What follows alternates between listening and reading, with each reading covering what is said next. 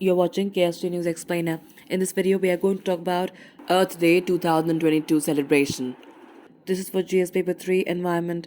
Earth Day, celebrated annually on 22nd of April, is a reminder to protect the environment, restore damaged ecosystems, and live a more sustainable life. First celebrated in 1970, this year marks its 52nd anniversary. Now, what is Earth Day? Earth Day has been celebrated since 1970. It was first observed in the United States when some 20 million people took to the streets to protest against the 1969 Santa Barbara oil spill. Since then, the occasion has played an important role in raising awareness on other environmental issues. In fact, the landmark Paris Agreement, which was signed by nearly 200 countries to set a common target to reduce global greenhouse emissions, was signed on Earth Day in 2016.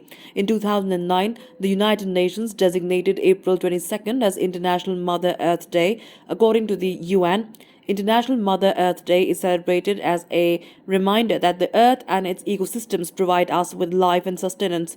The healthier our ecosystems are, the healthier the planet and its people. Restoring our damaged ecosystems will help to end poverty, combat climate change, and prevent mass extinction.